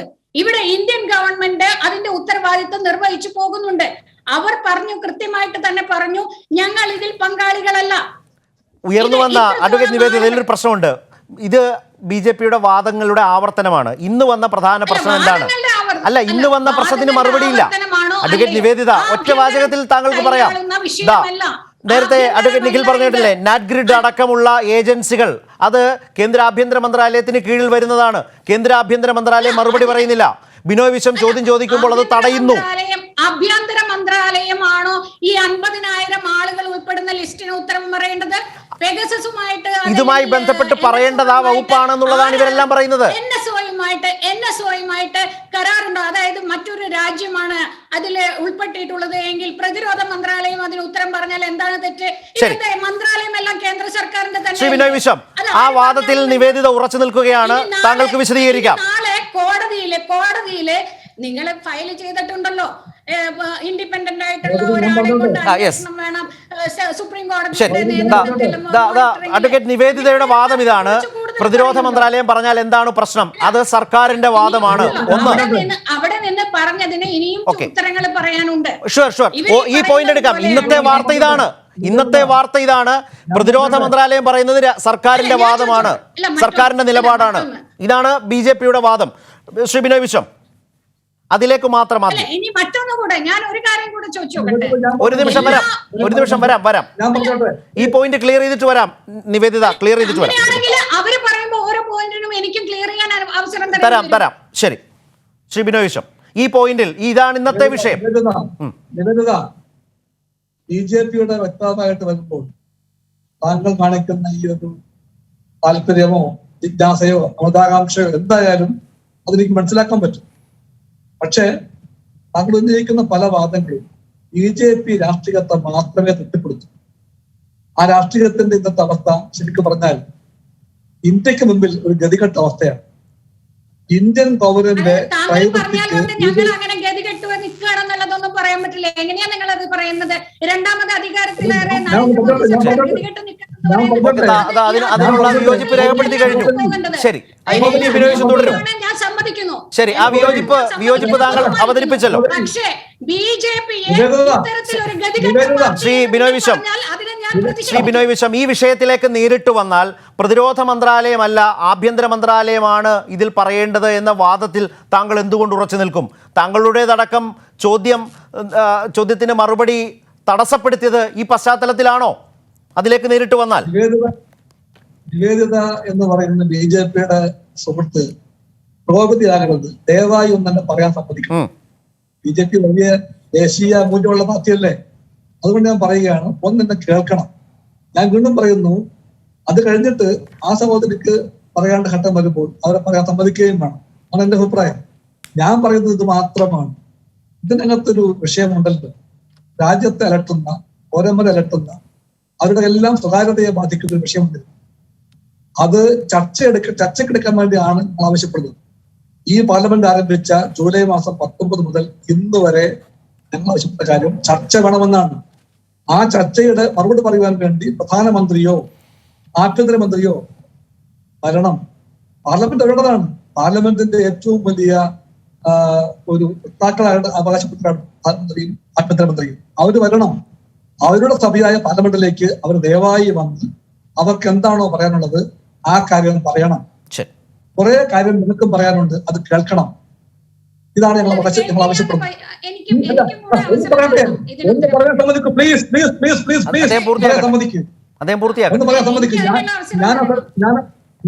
ഞാൻ ആ സഹോദരിയുടെ വിശ്വവും ഭാഷയും എല്ലാം മാനിക്കുന്നു. അവരുടെ രാഷ്ട്രീയ പദ്ധതിയെ പറ്റി എനിക്ക് ബോധ്യമുണ്ട്. ദയവായി എന്ന് പറയാൻ സമ്മതിക്കണം. ഞാൻ നിങ്ങളെ മുഴുവൻ കേട്ട ഒരാളാണ്. അല്ലെങ്കിൽ ചർച്ച വിളിക്കരുത്. നിങ്ങളുടെ ഏകപക്ഷീയമായ ബഹളത്തിന്റെ ഇരയാകാൻ വേണ്ടി ഞങ്ങളെ മന്ത്രിക്കുന്നതല്ല. ഞങ്ങൾ പറയുമ്പോൾ കേൾക്കണം, നിങ്ങൾ ഞങ്ങളും കേൾക്കാം. ഞാൻ നിങ്ങൾ പറയുമ്പോൾ അക്ഷരം കേട്ടില്ല. ആ മര്യാദ നിങ്ങൾ കാണിക്കണം. ഇവിടെ ബാക്കി എല്ലാവരും ഉണ്ട്, അവരാരും നിങ്ങൾ പറഞ്ഞപ്പോഴത്തേക്കൊന്നും കേട്ടില്ല. നിങ്ങൾ പക്ഷേ തന്ത്രമായിട്ടോ നയമായിട്ടോ തീരുമാനമായിട്ടോ രാഷ്ട്രീയ ബോധമായിട്ടോ ചെയ്യുന്നത് എന്താണെന്ന് വെച്ചാൽ ആരെയും ഇവിടെ സമ്മതിക്കില്ല. ഇതാണോ ബി ജെ പി? ഇതാണോ ബി ജെ പി രാഷ്ട്രീയം? ഈ രാഷ്ട്രീയം തെറ്റാണ്. ഈ രാഷ്ട്രീയത്തിന്റെ അടിമയാകാൻ നാടിനെ കിട്ടൂല. ഞാൻ പറഞ്ഞ ഒറ്റ കാര്യം മാത്രമേ ഉള്ളൂ. ശരി, ഇനി അതിലേക്ക് പോവാതെ പ്ലീസ് ശ്രീമതി നിവേദിത, നമ്മുടെ സമയത്തിനകത്തേക്ക് ചുരുങ്ങി നിന്നാൽ ശ്രീ ബിനോയ്, ഈ വിഷയത്തിലേക്ക് താങ്കളുടെ ഒരു നിഗമനം. പ്രധാനമന്ത്രിയോ ആഭ്യന്തരമന്ത്രിയോ വന്ന് പറയട്ടെ പാർലമെന്റിൽ NSOയുമായിട്ട് ബന്ധമൊന്നുമില്ല എന്ന് പറയട്ടെ. NSO പറയുന്നു ഞങ്ങൾക്ക് ബന്ധമുള്ളത് രാജ്യങ്ങളുമായിട്ടാണ്, ഗവൺമെന്റുമായിട്ടാണ്, നോട്ട് വിത്ത് ദ ഇൻഡിവിജ്വൽസ്. വ്യക്തികളുമായി ബന്ധമില്ല എന്ന് NSO പറയുന്നു. ആ NSOയുടെ പ്രഖ്യാപനം അങ്ങനെ ആയിരിക്കെ ഇന്ത്യ ഗവൺമെന്റ് പെഗസസുമായിട്ട് ബന്ധപ്പെട്ടിട്ടുണ്ടെങ്കിൽ ആ പണം എത്ര പണം കൊടുത്തിട്ടുണ്ട്, പെഗസസിന്റെ ഉപകരണങ്ങൾ ഇവിടെ വാങ്ങിച്ചിട്ടുണ്ടോ ഇല്ലയോ, അതൊക്കെ ഒന്ന് പറയട്ടെ. ലോകത്ത് എല്ലാവരും മാനിക്കുന്ന 40 വാർത്താ മാധ്യമങ്ങളുടെ കൂട്ടായ ഫലമായിട്ട് നടത്തിയ ഒരു വലിയ കണ്ടെത്തലാണിത്. ആ കണ്ടെത്തലിനെ, ആ വലിയ മഹാപ്രവാഹത്തെ, ആ കൊടുങ്കാറ്റിനെയാണ് ആംനസ്റ്റിയുടെ പേര് പറഞ്ഞുകൊണ്ട് തടഞ്ഞു വെക്കാൻ വേണ്ടി ശ്രമിക്കുന്നത്. ഞാൻ വിനീതമായി പറയുന്നു, നിങ്ങളുടെ ഈ ഒരു മുഖം കൊണ്ടൊന്നും ഈ കൊടുങ്കാറ്റ് തടയപ്പെടാൻ പോകുന്നില്ല. ഇതൊരു കൊടുങ്കാറ്റായി ആഞ്ഞു വീശുകയാണ്. പൗരന് സ്വന്തം നാടിന്റെ സുരക്ഷിതത്വം ബാധിക്കുന്ന, സ്വന്തം പ്രൈവസിയെ ബാധിക്കുന്ന വിഷയങ്ങളെ പറ്റി ചോദ്യം ഉത്തരം കിട്ടാൻ അവകാശമുണ്ട്. ആ ഉത്തരം പറയേണ്ട ഗതിയാണ് പാർലമെന്റ്. അത് പറഞ്ഞേ തീരുമെന്ന് ഞങ്ങൾ വിനീതമായി പറയുന്നു. അത് കേൾക്കാനുള്ള മര്യാദയ്ക്ക് പകരം നിങ്ങൾ ഇങ്ങനെ പറഞ്ഞുകൊണ്ടേയിരിക്കുന്നു ആംനസ്റ്റി എന്ന്. ആംനസ്റ്റി ഈ വലിയ പ്രവാഹത്തെ, ഈ വലിയ കൊടുങ്കാറ്റിനെ തടയുവാൻ കെട്ടില്ലാത്ത ഒരു പാഴ്മറമാണെന്ന് ഞാൻ പറഞ്ഞാൽ സഹോദരി ദയവായി കോപിക്കരുത്. ശരി, ഇവിടെ ശ്രീ ലാൽകുമാർ, 2-3 കാര്യങ്ങളുണ്ട്. NSOയുടെ ക്ലയന്റ് ലിസ്റ്റ് എല്ലാം സർക്കാരുകളാണ്. ഈ സർക്കാരുകളുമായി നടത്തിയിട്ടുള്ള ഡീലിലൂടെയാണ് ഈ പെഗാസസ് സോഫ്റ്റ്വെയറും മറ്റും ഉപയോഗിച്ചിട്ടുള്ളത്. പക്ഷേ ആ ഗൗരവമുള്ള വശത്തെ ഫ്രാൻസ് അടക്കമുള്ള രാജ്യങ്ങൾ സ്വതന്ത്ര അന്വേഷണത്തിന് വളരെ ഗൗരവത്തോടെ കാണുന്നു. ഇസ്രയേലിനെ അവർ സംശയിക്കുന്നു. നമ്മുടെ രാജ്യം മാത്രം ആ ഗൗരവമുള്ള വിഷയം ഉന്നയിക്കുമ്പോൾ ആംനസ്റ്റി ഇന്റർനാഷണലിനെ പഴി പറഞ്ഞുകൊണ്ട് ഉപായം തേടലാണ് ഒരു ഭാഗത്ത് നടക്കുന്നത്. അതൊരു ശരിയായ വിശദീകരണം, തൃപ്തികരമായ വിശദീകരണം കേന്ദ്ര സർക്കാരിന് ഇക്കാര്യത്തിൽ നൽകാൻ കഴിയുന്നുണ്ടോ? ഒന്നാമത്തെ പ്രശ്നം. 2, ഈ ആംനസ്റ്റി ഇന്റർനാഷണലിനും അപ്പുറം രാജ്യാന്തര തലത്തിലെ മാധ്യമ കൂട്ടായ്മയല്ലേ യഥാർത്ഥത്തിൽ ഇത് പുറത്തു കൊണ്ടുവന്നത്? അതിനെ വിസ്മരിച്ചുകൊണ്ട് ആംനസ്റ്റി ഇന്റർനാഷണലിലേക്ക് ഇതിനെ ചുരുക്കാൻ ഒരു ഭാഗത്ത് ശ്രമിക്കുക. ലോകത്തെ രാജ്യങ്ങളൊക്കെ ഇവരുടെ ക്ലയന്റ് ലിസ്റ്റിലുണ്ട്, നമ്മുടെ രാജ്യമുണ്ടോ എന്നിടത്ത് മൗനം പാലിക്കുക. അപ്പോൾ ഈ യഥാർത്ഥ പ്രശ്നങ്ങളെ മാറ്റിവെച്ചിട്ട് എവിടേക്കോ ചുരുക്കാൻ ശ്രമിക്കുക. ഇപ്പോൾ ബിനോയ് വിശ്വത്തിൻ്റെ ചോദ്യം ഞാൻ മനസ്സിലാക്കുന്ന ഒരുപക്ഷേ അത് കേന്ദ്ര ആഭ്യന്തര മന്ത്രാലയത്തോടാവണം. അത് തടസ്സപ്പെടുത്തുന്നു ഉത്തരം പറയാതെ. പ്രതിരോധ മന്ത്രാലയത്തിൻ്റെമായി ബന്ധപ്പെട്ട ചോദ്യങ്ങളിൽ വരുന്ന ഒരു ചോദ്യത്തിന് ഒരു ഉത്തരം പറഞ്ഞ് രക്ഷപ്പെടാനുള്ള ശ്രമം നടത്തുക.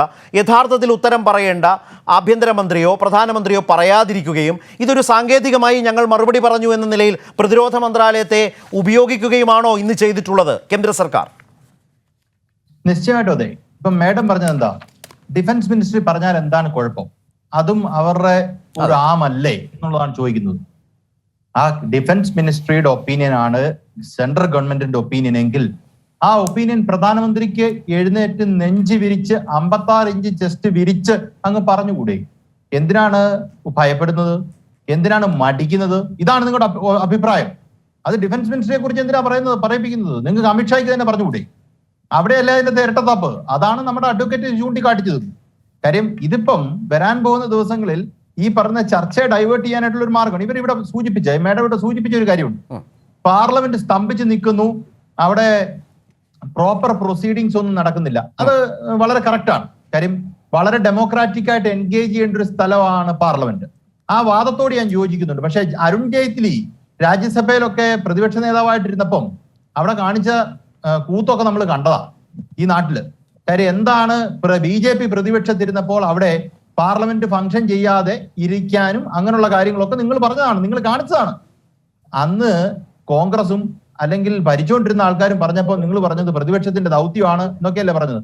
അതുപോലെ അങ്ങ് വരവ് വെച്ചാൽ മതി എന്നാണ് എന്റെ ഒരു വാദം. കാര്യം അത് അന്ന് ജെയ്റ്റ്ലി പറയുന്നത് എന്താണോ ജെയ്റ്റ്ലി പറഞ്ഞത്, ആ ജെയ്റ്റ്ലിയുടെ വാക്കുകൾ ഞാൻ കടമെടുത്ത് മറുപടി പറയുന്നു. ഇവിടെ നോക്കൂ, ഇത് കോംപ്രമൈസ് ഫോൺ കോംപ്രമൈസ് ചെയ്യപ്പെട്ടിട്ടുണ്ട് എന്ന് ഏതാണ്ട് വ്യക്തമായിട്ടുള്ള ഒരു കാര്യമാണ്. കാര്യം അതിപ്പോ ഈ വിഷയത്തിൽ കള്ളത്തരം പറയട്ടെ. കപിൽ സിബാലിന് സുപ്രീം കോടതിയിൽ ഹാജരാകുമ്പം യഥാർത്ഥത്തിൽ ഒരു കംപ്ലൈനന്റ് ഉണ്ട്. അദ്ദേഹം എൻ റാമാണ്, നമ്മൾ മനസ്സിലാക്കണം. എൻ റാമിന് വേണ്ടിയിട്ടാണ് അദ്ദേഹം ഹാജരാകുന്നത് ഞാൻ മനസ്സിലാക്കുന്നത്. അദ്ദേഹത്തിന്റെ ഫോൺ കോംപ്രമൈസ് ചെയ്യപ്പെട്ടിട്ടുണ്ടെന്ന് ഫോറൻസിക് റിപ്പോർട്ടിൽ അദ്ദേഹത്തിന് കിട്ടുന്നു, മറുപടി കിട്ടുന്നു. ഇത് എവിടെ നിന്നാണ് വന്നതെന്ന് നമ്മൾ അറിയണ്ടേ? ഇത് ഈ പോട്ടെ, എൻ റാമിന്റെ കിട്ടിയില്ലെങ്കിലും രഞ്ജൻ ഗൊഗോയുടെ എങ്ങനെയാ പോയതെന്ന് നമ്മളൊന്ന് അറിയണ്ടേ? രഞ്ജൻ ഗൊഗോയി ഒരു ഇലെജിറ്റിമേറ്റ് റിലേഷൻഷിപ്പ് ഉണ്ട് എന്നുള്ളൊരു വിവാദം വരികയും ആ വിവാദത്തിൽ സുപ്രീം കോടതി പിൽക്കാലത്ത് അദ്ദേഹം തന്നെ ഹെഡ് ചെയ്ത ബെഞ്ച് ജഡ്ജ്മെന്റ് പറഞ്ഞാണ്. അത് പോട്ടെ, അതുമായി അസോസിയേറ്റ് ചെയ്തിരുന്നവരുടെ ഫോൺ ചോർത്തപ്പെടുകയും പിന്നീട് അദ്ദേഹം രാജ്യസഭ MP ആയി വരുന്ന ഒരു സാഹചര്യം ഉണ്ടാകുന്നു. ഇതെല്ലാം കൂട്ടി വായിക്കുന്ന ഒരു സാഹചര്യം ജനങ്ങളുടെ മുന്നിൽ ഇല്ലേ? ജനങ്ങൾ അങ്ങനെ കൂട്ടി വായിച്ചാൽ തെറ്റു പറയാൻ പറ്റുമോ? അങ്ങനെ ജുഡീഷ്യറിയുടെ അല്ലെങ്കിൽ ചീഫ് ജസ്റ്റിസിന്റെ ഫോൺ കോംപ്രമൈസ് ചെയ്യപ്പെട്ടിട്ടുണ്ടെന്ന് നമ്മുടെ മുന്നിൽ പറയുമ്പം യഥാർത്ഥത്തിൽ ഇന്ത്യൻ ജുഡീഷ്യറി തന്നെ കോംപ്രമൈസ് ചെയ്യപ്പെട്ടിട്ടുണ്ടോ? അങ്ങനെ വരാൻ പാടില്ലല്ലോ. അങ്ങനെ വരാൻ പാടില്ല എങ്കിൽ അത് കൃത്യമായി അങ്ങനെ ചെയ്തിട്ടുണ്ടെങ്കിൽ അവരെ ശിക്ഷിക്കാനുള്ള ബാധ്യത നമുക്കില്ലേ എന്നുള്ള ചോദ്യത്തിനുള്ള മറുപടി പറയാതെ ഈ ഡിഫൻസ് മിനിസ്ട്രി എന്തേലും പറഞ്ഞു അംനസ്റ്റി കൊള്ളത്തില്ലായിരുന്നു എന്നൊന്നും പറഞ്ഞിട്ട് കാര്യമില്ല. കാര്യം അംനസ്റ്റി പറഞ്ഞിരിക്കുന്നത് ഇന്ത്യയെ കുറിച്ചോ അല്ല ഈ കൺസോർഷ്യം പറഞ്ഞിരിക്കുന്നത് ഇന്ത്യയെ കുറിച്ച് മാത്രമല്ല, പല സർക്കാരുകളെ കുറിച്ച് പറഞ്ഞിട്ടുണ്ട്. അത് അറിയാത്തവരല്ല, BJPക്ക് നന്നായിട്ട് അറിയാം. BJP നേതാക്കൾ വിക്കിലീക്സ് നടത്തിയിട്ടുള്ള ഈ ചോർത്തലിൻ്റെയും പുറത്തു കൊണ്ടുവന്ന വിവരങ്ങളും എല്ലാം അന്ന് രാജ്യാന്തര തലത്തിലെ മാധ്യമ കൂട്ടായ്മയാണ്. അന്നും ആ നിലയിൽ 2010 ശേഷം രൂപം കൊണ്ടിട്ടുള്ള ഒരു ശൈലിയുണ്ട്. ആ ശൈലി തന്നെയാണ് ഇവിടെയും. രാജ്യാതിർത്തികളില്ലാത്ത മാധ്യമ കൂട്ടായ്മയാണ്. അവർക്ക് ലോകത്തിന് മുമ്പിലെ ഈ ചോർത്തലിൻ്റെ വിവരങ്ങളാണ്. അവിടെയാണ് ഫ്രാൻസ് അതിനോട് ക്രിയാത്മകമായി പ്രതികരിച്ചത്. ഇവിടെ ശ്രീമതി നിവേദിത ഈ 2 വിമർശനങ്ങൾക്കുള്ള താങ്കളുടെ ഒരു കമൻറ്റ്, അത് താങ്കളുടെ അവകാശം കൂടിയാണ്. ഞാൻ നിഖിലിലേക്ക് വരും മുമ്പ്, അതായത് ഇത്രയേ ഉള്ളൂ, ജനങ്ങൾക്ക് വലിയ സംശയം ഇക്കാര്യത്തിലുണ്ട്. സംശയ നിവൃത്തി വരണമെങ്കിൽ കൃത്യമായ അന്വേഷണം ഉണ്ടാകണം. ആ അന്വേഷണം നടക്കണമെങ്കിൽ ഈ പറഞ്ഞ നിലയിൽ സമ്പൂർണ്ണമായ ഒരു ചോർത്തൽ എല്ലാ മേഖലകളിൽപ്പെട്ടവരുമായി ബന്ധപ്പെട്ടുണ്ട്. അതിൽ ഭരണകൂടത്തിൻ്റെ താല്പര്യം നിഴലിക്കുന്നു എന്ന പ്രശ്നമുണ്ട്. അപ്പോൾ ജുഡീഷ്യൽ അന്വേഷണം, സുപ്രീം കോടതിയുടെ മേൽനോട്ടത്തിൽ അത് വേണം എന്നൊക്കെ ആവശ്യപ്പെടുമ്പോൾ അതിനോട് ക്രിയാത്മകമായി പ്രതികരിച്ചുകൂടെ? നാളെ കോടതിയിൽ പോയി അന്വേഷണം നടക്കട്ടെ, അതിന് ഞങ്ങൾ സന്നദ്ധമാണ് എന്നൊരു വാദം കേന്ദ്ര സർക്കാരിന് എടുക്കാനാവുമോ? തയ്യാറാകുമോ അതിന്? ഈ ജനങ്ങൾ എന്ന് പറഞ്ഞു കഴിഞ്ഞാൽ ഈ 300 പേരുടെ പേര് കണ്ട അത് മാത്രമല്ല ജനങ്ങൾ. രണ്ടാമതായിട്ട് ആംനസ്റ്റി ഇന്റർനാഷണൽ അല്ല ഇവിടുത്തെ ജനങ്ങളുടെ വികാരത്തെ പ്രകടിപ്പിക്കുന്ന ഒരു ഏജൻസി. മൂന്നാമതായിട്ട് ഇത് ഏതായാലും കോടതിയിലേക്ക് പോയിരിക്കല്ലേ, കോടതി തീരുമാനിക്കട്ടെ ഇനി എന്താണ് ഇതിൽ ഉണ്ടാവേണ്ടത് എന്ന്. അതിലെ കോടതി അവസരം തരുമായിരിക്കാം. അല്ല, കേന്ദ്ര സർക്കാർ അഭിപ്രായം പറയണ്ടേ? അത് നാളെ വേണ്ടേ? അതാണ് എന്റെ ചോദ്യം. പറയട്ടെ, കേന്ദ്ര സർക്കാർ ഈ വിഷയത്തിൽ ഏത് തരം ചർച്ചയും ആവാം, നിങ്ങൾ അതിനെ സഹകരിക്കണമെന്ന് എത്ര തവണ ഇവിടെ പ്രതിപക്ഷത്തിനോട് ആവശ്യപ്പെട്ടു. പിന്നെ അത് ഒട്ടും ശരിയാണ് എന്ന് ഞാൻ കരുതുന്നില്ല. ഞാൻ ഒട്ടും ശരിയാണെന്ന് കരുതുന്നില്ല. കാരണം ഒരുപാട് MP-മാർ ഈ ഫ്ലോറിൽ വന്ന് ചർച്ചയിൽ പങ്കെടുത്തതാണ്. അവരെല്ലാം പറഞ്ഞു ഒരു 3 മണിക്കൂറെങ്കിലും ചർച്ച തയ്യാറല്ല. ചർച്ച ചെയ്യുന്നവര് ആരാണെന്നുള്ളത് ഞങ്ങൾക്കറിയാം, അല്ലെങ്കിൽ ഇവിടെ ഇരിക്കുന്നവരും ആരാണെന്ന് അറിയാം. അതുകൊണ്ട് അവരുടെ പക്ഷെ അവര് പാർലമെന്റിൽ പോകുന്നവരാണ് സർ. അവരെ ആ മാന്യതയും ആ അംഗീകാരവും നമ്മൾ കൊടുക്കണ്ടേ? അല്ല, അത് ഞാൻ MP-ക്ക് വേണ്ടതായിട്ടുള്ള മാന്യത കൊടുത്തു എന്നുള്ളത് എന്നെ കുറിച്ച് ഏറ്റവും വലിയ മാന്യത കൊടുത്തതാണ്. പക്ഷെ BJP എന്ന രാഷ്ട്രീയ കക്ഷിയെ ഇവിടെ ചളിവാരി എറിയാൻ നോക്കിയാൽ, കേന്ദ്രം ഭരിക്കുന്ന ഒരു പാർട്ടിയെ അത് ഗതികേടിലാണെന്ന് പറഞ്ഞു കഴിഞ്ഞാൽ അത് കേട്ടോണ്ടിരിക്കാനല്ല ഞാൻ ഇവിടെ വന്നിരിക്കുന്നത്. ഈ വിഷയത്തില് എല്ലാ ബഹുമാനത്തോടും കൂടെ പറയട്ടെ, ഈ വിഷയത്തിൽ ഏത് കാര്യത്തിലും ഏത് എക്സ്റ്റന്റ് വരെയും ചർച്ചയാവാമെന്ന് പറഞ്ഞിട്ട് പോലും പൊതുജനങ്ങളുടെ അവകാശങ്ങളെ കുറിച്ച് ബോധ്യമുള്ള ഒരു MP എന്ന നിലയിൽ അദ്ദേഹവും ചിന്തിക്കേണ്ടത് പൊതു മുതൽ നശിപ്പിക്കാതെ, അതേപോലെ തന്നെ ലോകസഭയുടെയും രാജ്യസഭയുടെയും പ്രവർത്തനം തടസ്സപ്പെടാതെ എങ്ങനെ ഈ വിഷയത്തിന് മാന്യമായ ചർച്ച നമുക്ക് ഉണ്ടാക്കാം എന്നുള്ളതായിരുന്നു. അത് ചെയ്തിട്ടില്ല.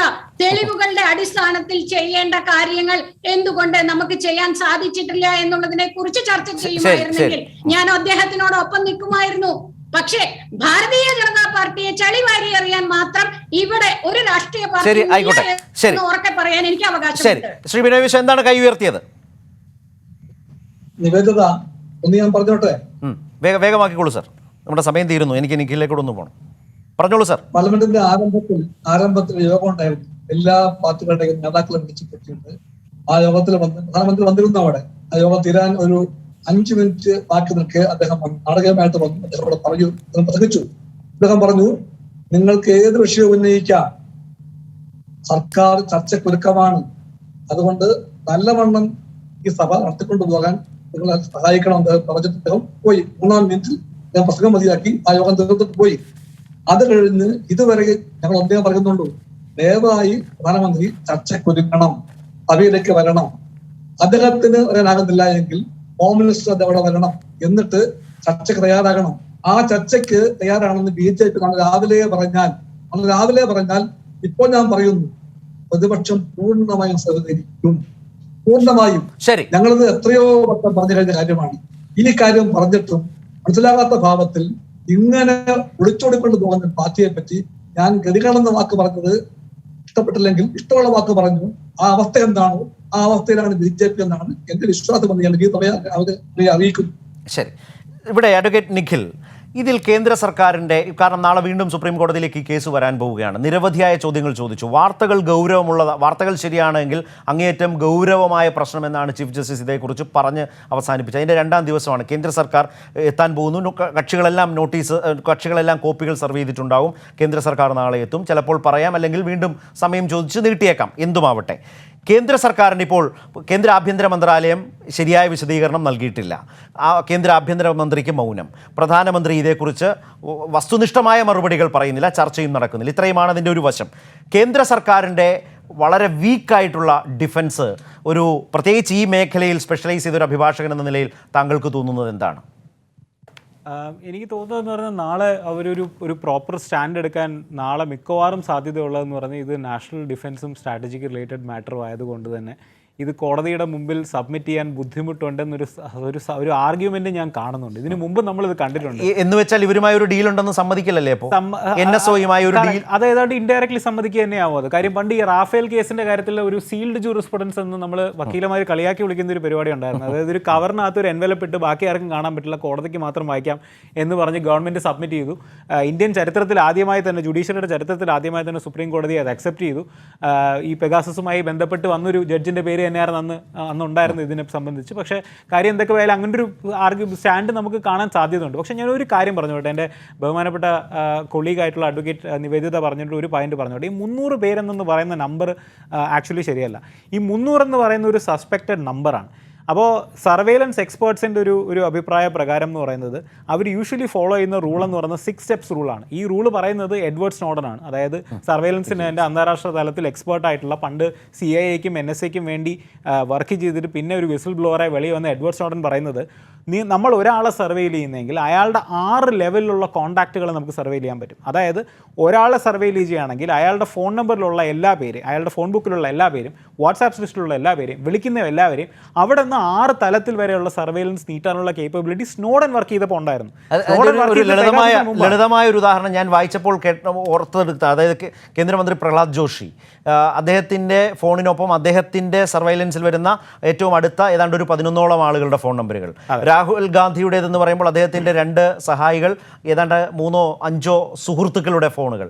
ഇങ്ങനെയാണ് ആ ചോർത്തലിൻ്റെ. ഇതിലും അപ്പുറമാണ് കാര്യം. ഈ രാഹുൽ ഗാന്ധിയുടെ ഫോണിൽ ആരൊക്കെ എന്തെങ്കിലും ബന്ധപ്പെട്ടുണ്ടോ അവരെല്ലാവരും, ഈ 11 പേരുടെ ഫോണിൽ ആരൊക്കെ ബന്ധപ്പെട്ടുണ്ടോ അവരെല്ലാവരും. അപ്പം നമ്മൾ നോക്കുകയാണെങ്കിൽ ഒരു മിനിമം ലിസ്റ്റ് 300 പേരാണെങ്കിൽ കുറഞ്ഞ 27 ലക്ഷം പേരുടെ ഫോൺ സർവൈലൻസ് ആയിരുന്നു ഈ പറഞ്ഞു വന്ന ലിസ്റ്റ് അനുസരിച്ച്.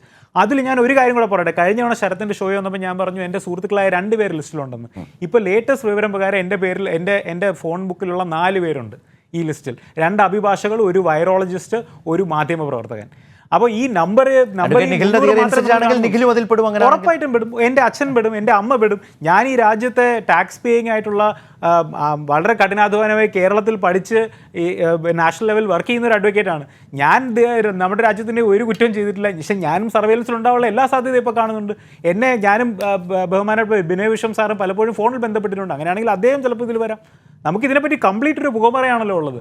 അപ്പോൾ ഒന്ന് ആലോചിച്ച് നോക്കും, 300 പേരുണ്ടെങ്കിൽ 27 ലക്ഷം പേരെന്ന് പ്രീ പെഗാസസ് ലിസ്റ്റാണ് സ്നോഡൻ പറഞ്ഞത്.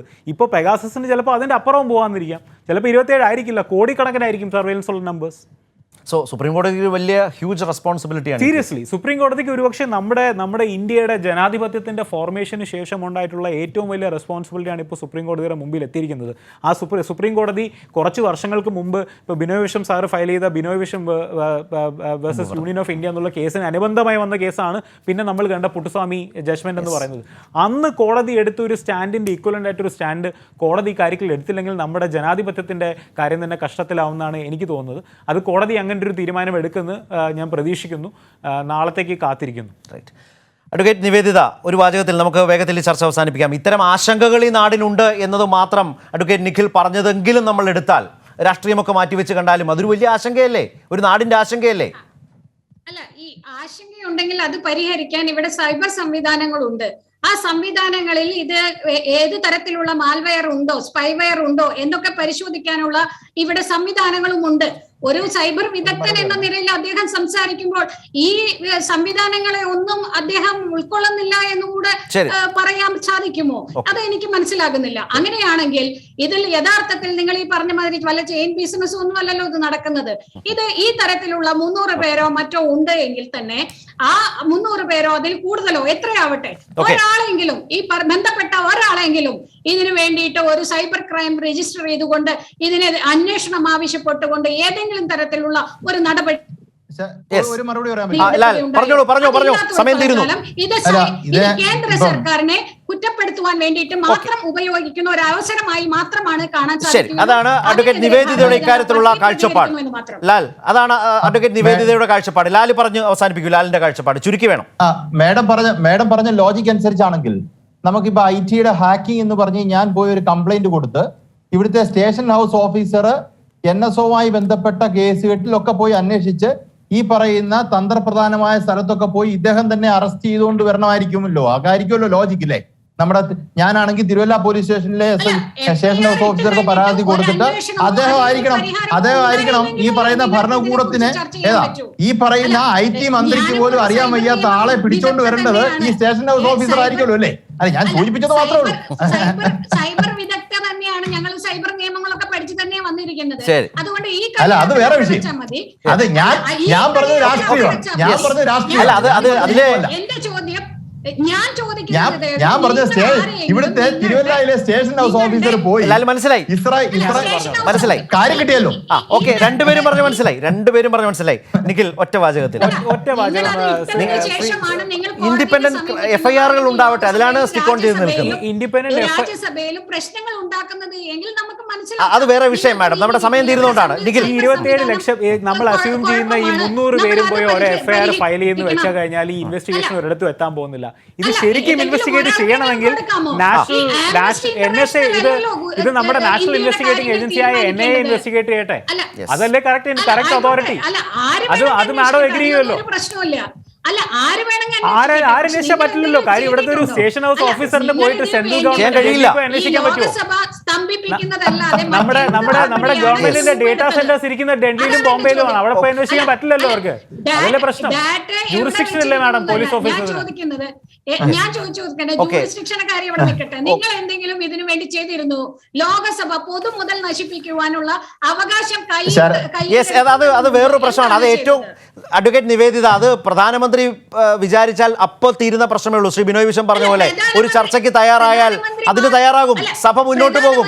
ഇന്ന് ഇതിനിടയിൽ പോലും സുപ്രധാന ബില്ലുകൾക്ക് വേണ്ടി പ്രതിപക്ഷം സഹകരിക്കാൻ തയ്യാറായ ഒരു വിഷയം കൂടിയുണ്ട്. അതിലേക്കൊന്നും പോകുന്നില്ല, സമയം അവസാനിക്കുന്നുണ്ട്. ശ്രീ ബിനോയ് വിശ്വം, താങ്കൾ ഇത് കേട്ടിരിക്കുകയാണല്ലോ. നാളെ സുപ്രീം കോടതിയിൽ ഈ കേസ് വരുന്നു. സർക്കാരിന്റെ മനോഭാവം ഇതാണ്. രാജ്യം എന്ത് തരം നീതിയാണ് തേടുന്നത്, ലഭിക്കാനിടയുള്ളത്?